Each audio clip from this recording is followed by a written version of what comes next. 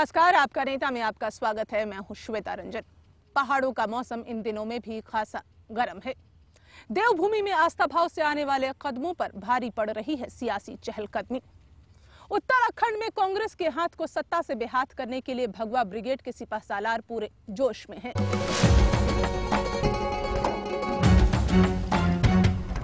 BJP से उत्तराखंड के प्रभारी और पार्टी प्रवक्ता रविशंकर प्रसाद के होमवर्क का असली वक्त आ गया है। उत्तराखंड का दिल जीतने के लिए क्या है बीजेपी की तैयारियां, इसी पर चलेगा आज रविशंकर प्रसाद से सवाल जवाब का दौर।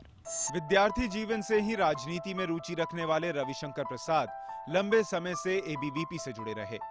1991 से 1995 तक वे भारतीय जनता युवा मोर्चा के उपाध्यक्ष रहे और 1995 से 2001 तक भाजपा की राष्ट्रीय कार्यकारिणी के सदस्य।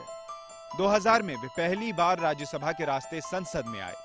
31 अगस्त 2001 में वाजपेयी कैबिनेट में उन्हें खनिज व कोयला राज्य मंत्री बनाया गया। 1 जुलाई 2002 से 27 जनवरी 2003 तक रविशंकर प्रसाद न्याय एवं कानून मंत्री रहे। इसके बाद जनवरी 2003 से जून 2004 तक सूचना एवं प्रसारण मंत्री बनकर सुर्खियों में छाए रहे। 2006 में वे भाजपा के राष्ट्रीय प्रवक्ता बने। रविशंकर प्रसाद कई महत्वपूर्ण संसदीय समितियों के सदस्य हैं। फिलहाल वे बिहार से राज्यसभा में भाजपा के सांसद हैं। हाल ही में पार्टी ने उन्हें उत्तराखंड का चुनाव प्रभारी भी बनाया है। चुनावी मौसम में विपक्ष के पास सरकार विरोधी मुद्दों की भरमार होती है।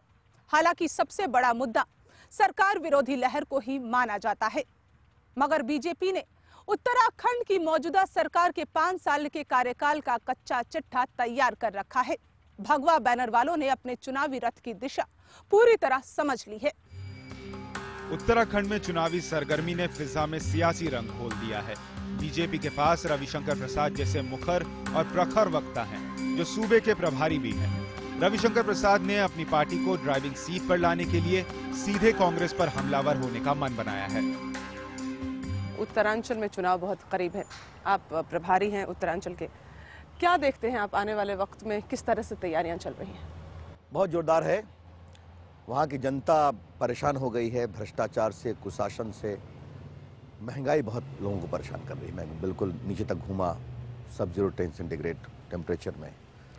तो वहाँ की जनता बदलाव चाहती है और हमें उम्मीद है कि हम बदलाव करेंगे। किस रणनीति के तहत आप मुद्दे कौन कौन से उठाने वाले हैं? 5 साल में जनता ने ईमानदारी से महसूस किया है कि आज कांग्रेस सरकार के तले वो कितने परेशान हैं। इसलिए हमारे पास इस सरकार के खिलाफ जो लोगों का गुस्सा है, उसके साथ ही साथ वहाँ हम पॉजिटिव विकास की बात करें। हर 5 साल के बाद हम चाहते हैं कि हर 5 साल के बाद गवर्नमेंट बदलनी चाहिए, जिससे 5 साल के बाद एक गवर्नमेंट ये जिसने काम करा है उसे ये पता लगे मेरे में क्या कमी है और किस वजह से मेरे को हटाया गया। हर 5 साल के बाद चेंजिंग होनी बहुत जरूरी। नई नई सरकारें आती हैं, उनको भरोसा दिया जाता है कि हम ऐसा कर देंगे वैसा कर देंगे, मगर सरकार अपना मतलब निकालने के बाद कुछ भी नहीं करती है। मौजूदा सरकार से हम ज़्यादा सहमत नहीं है, क्योंकि मौजूदा सरकार जो है वो अपने ही प्रॉफिटेबिलिटी को ज़्यादा ध्यान में रखते हुए ये सब अपना प्रॉफिट ज़्यादा देख रही है। नारायण दत्त तिवारी की सरकार को जनता की नजरों में खारिज करने की कोशिशें जोरों पर हैं। बीजेपी सीधे तौर पर सरकार विरोधी लहर की बात नहीं कर रही और न ही जातीय समीकरण को लेकर अपने पत्ते खोल रही है। एंटी इनकम्बेंसी फैक्टर पे बीजेपी कितना आगे बढ़ पाएगी? क्षमा करिए, मैंने एंटी इनकम्बेंसी की बात नहीं की, हमने पॉजिटिव डेवलपमेंट की बात। और जिस विश्वास के साथ 50 साल में कांग्रेस उत्तराखंड नहीं दे सकी, हमने बना के दिया, तो उसके साथ साथ हम इसका विकास भी कसकर करेंगे। चुनावी समीकरण में भाजपा जातीय समीकरण को शामिल कर रही है, यानी कि खंडूरी जी को मौका देकर ब्राह्मणों के वोट को आकर्षित करने की कोशिश कर रही है। इस पर क्या कहेंगे? खंडूरी जी भाजपा से जुड़े हुए हैं, ये तो वहाँ के आम लोग जानते हैं। उसी प्रकार से बीजेपी में जिस आपने समुदाय की बात की, समुदाय के बहुत वरिष्ठ नेतागण हैं, इसलिए हम ऐसा नहीं, लेकिन हाँ इतना हम जरूर कोशिश करते हैं कि बीजेपी एक इंक्लूसिव पार्टी दिखाई पड़े, मतलब हर को जगह है इसमें। लोकतंत्र में विकास बेशक सबसे बड़ा मुद्दा है, लेकिन पिछले कुछ वर्षों में तेजी से बदले सियासी हालात के बीच जातीय गणित सत्ता के गठजोड़ में अहम भूमिका निभाती है। ऐसे में बीजेपी के लिए इससे बच पाने की कोई गुंजाइश नजर नहीं आती। रविशंकर प्रसाद के पास उत्तराखंड जैसे सूबे की अहम जिम्मेदारी है। उनके लिए चुनौती भी बिल्कुल साफ है। मगर मौजूदा कांग्रेस सरकार के हाथ से सत्ता हथियाने की रणनीति को मुकाम तक पहुंचाना उनके लिए आसान नहीं होगा। आखिरकार वो उस राज्य के प्रभारी हैं जिससे नजदीकियों का मौका उन्हें बहुत कम मिला है। उत्तराखंड में बीजेपी का कमल खिलाने के लिए रविशंकर प्रसाद को बहुत कुछ करना होगा। इस सूबे से उनका नाता पहली बार जुड़ा है, लिहाजा इतनी जल्दी सब कुछ समझ लेना और पहाड़ों के मिजाज की सियासत में फतेह हासिल करना जरा मुश्किल मालूम होता है। रविशंकर प्रसाद जो उत्तरांचल से तो उनका जुड़ाव नहीं रहा है, बिहार के बहुत करीब रहे हैं। उत्तरांचल को कितना समझ पा रहे हैं?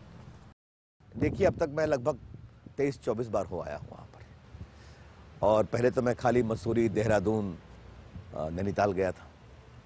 अब मैं हर जगह जा रहा हूँ। बहुत खूबसूरत है वो। ईश्वर ने बहुत फुर्सत से उत्तरांचल को बनाया, उत्तराखंड को बनाया, मैं कह सकता हूँ। कण कण में खूबसूरती है, सौंदर्य है।